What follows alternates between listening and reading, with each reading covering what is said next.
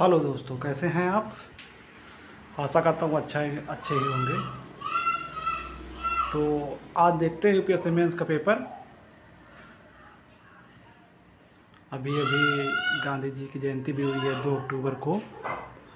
तो आइए देखते हैं।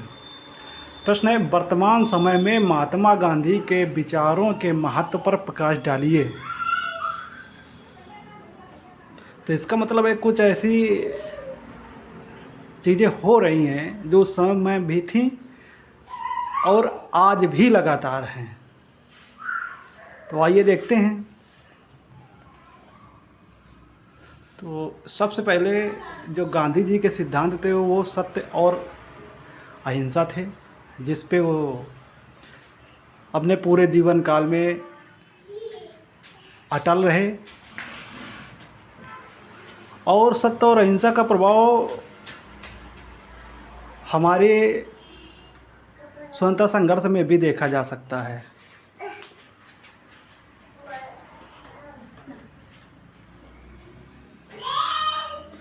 और वर्तमान परिदृश्य में भी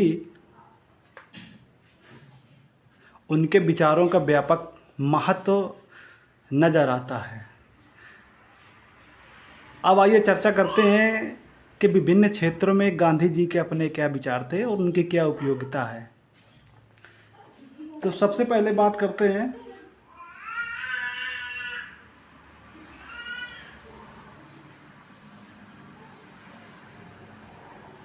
आर्थिक पक्ष। आर्थिक पक्ष में महात्मा गांधी जी का मानना था कि सभी लोगों को श्रम करना चाहिए और जो ट्रस्टीशिप के तरीके, जो भी पूंजीपति है या जो भी किसी संपत्ति का मालिक है, उसको ट्रस्टीशिप सिद्धांत के ऊपर कार्य करना चाहिए कि जितनी आवश्यकता है उतना लाभ ले, बाकी सबको थोड़ा थोड़ा करके डिस्ट्रीब्यूट कर दे। उससे क्या है कि हमारे समाज में आर्थिक समानता आएगी और कहीं ना कहीं गरीबी और अमीरी को काफ़ी हद तक कम किया जा सकता है।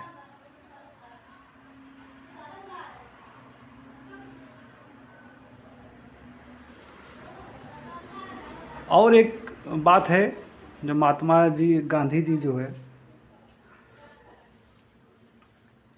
श्रम, कीमत एवं महत्व पर बल देते हैं।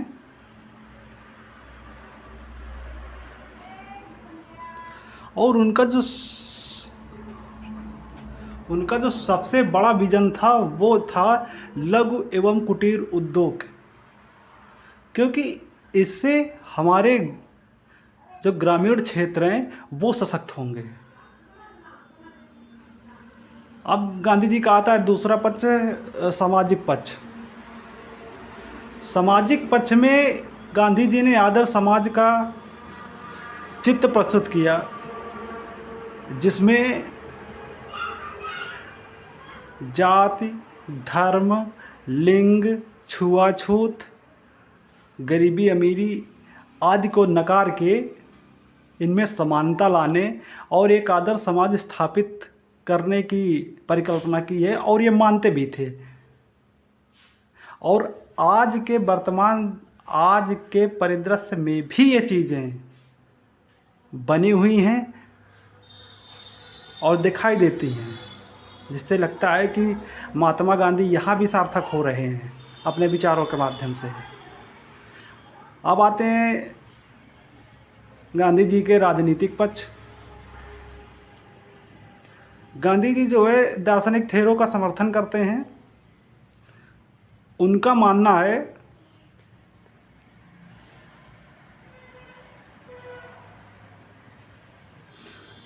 थेरों के विचार से वो सहमत हैं कि सर्वोत्तम सरकार वह है जो सबसे कम शासन करती है, यानी सरकार के ज़्यादा इंटरफेयर को वो नकारते हैं। उसी परिप्रेक्ष्य में गांधी जी विकेंद्रीकरण और राज्य की प्रमुखता का खंडन करते हैं कि राज्य का ज़्यादा इंटरफेरेंस नहीं होना चाहिए और शक्तियों का केंद्रीकरण नहीं होना चाहिए, क्योंकि समाज में यही चीज़ें जब बढ़ती हैं तो थोड़ा समस्या खड़ी हो जाती है। अब आते हैं महात्मा गांधी जी के धार्मिक पक्ष में।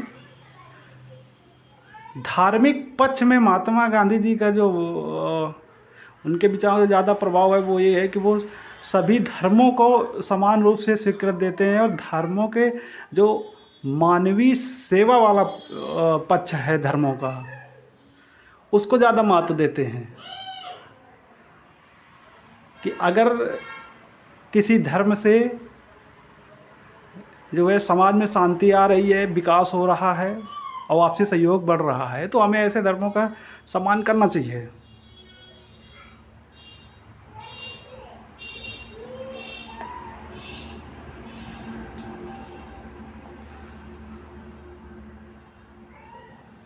और जो है आज भी इस चीज़ को देखा जा सकता है कि सरकार भी उसी परिप्रेक्ष्य में कार्य कर रही है और समाज में जो सांप्रदायिकता या जगह जगह अव्यवस्था देखने को मिलती है, तो कहीं ना कहीं आज भी धार्मिक पक्ष में भी महात्मा गांधी जीवंत होते हुए नजर आते हैं। तो ये तो उनके पक्ष हो गए। अब जान लेते हैं लास्ट इम्प्रेशन में। महात्मा गांधी साधन एवं साध्य के पवित्रता पर बहुत बल देते हैं कि आपका अगर साध्य पवित्र है तो इसका मतलब ये नहीं है कि साधन किसी भी प्रकार का हो। अगर साधन तुतिपूर्ण है या नैसर्गिक नहीं है या पवित्र नहीं है तो साध्य पर वर्तमान में नहीं तो क्या हुआ, आगे भविष्य में जाके उसका प्रभाव पड़ेगा। और उनका मानना था कि अगर सामाजिक परिवर्तन करना है या क्रांति करना है तो उसके लिए ज़रूरी नहीं है कि रक्त क्रांति ही की जाए या खून खराबा किया जाए। उनका मानना था कि हम अहिंसा से भी सामाजिक परिवर्तन कर सकते हैं। और जैसा कि उन्होंने अपने पूरे स्वतंत्रता आंदोलन में इस बात पे अटल रहे, तो ये उनके विचार थे।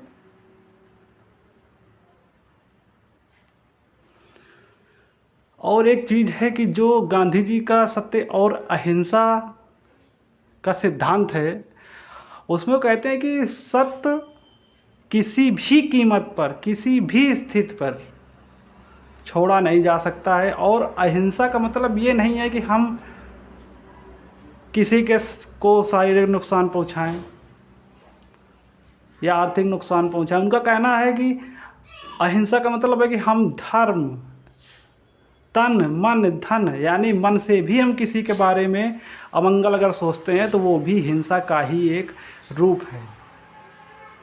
उनकी इतनी गहरी विचारधारा थी सत्य और अहिंसा को लेके, जिसको कि आज भी देखा जा सकता है। आप देखते हैं कि वर्तमान में क्यों गांधी जी उपयोगी हैं और क्यों उनका वर्तमान में उनका फॉलो ऑन करना ज़रूरी है। अब ऐसे कुछ घटनाएं ऐसी घटती रहती हैं जिनको देख के ऐसा लगता है कि वाकई गांधी जी के विचारों की आज भी ज़रूरत है और ऐसे राष्ट्रीय नेता की भी ज़रूरत है। मॉब लिंचिंग हो जाए, सांप्रदायिकता हो जाए, जाति संघर्ष हो जाए, अपरसता, SC/ST से संबंधित समस्याएं, बेरोजगारी आदि के निराकरण में इनको देखा जा सकता है कि अगर बेरोजगारी है तो हम आर्थिक पक्ष से समझ सकते हैं कि टेस्टेसिव का सिद्धांत हो। अगर सांप्रदायिकता होती है तो हम गांधी जी के जो धार्मिक पक्ष सर्वधर्म समभाव के दार्शनिक पक्ष को समझ सकते हैं कि, और अगर गरीबी है, बेरोजगारी है तो उनका जो राजनीतिक पक्ष है कि आर्थिक पक्ष है जो कि टेस्टेसिव का सिद्धांत, लघु एवं कुटीर उद्योग। क्या है कि लघु एवं कुटीर उद्योग से क्या है कि ये परिवार पर आधारित उद्योग धंधे होते हैं या कुछ लोगों को उद्योग धंधे होते हैं जो कई लोगों को रोजगार देते हैं। तो इन सब समस्याओं को वर्तमान में देख के ऐसा लगता है कि आज भी जो है गांधी जी अपने विचारों से समाज पे प्रभाव डाल रहे हैं और हमें उनको अपनाने की ज़रूरत है, अपना भी रहे हैं। ठीक, थैंक यू, धन्यवाद।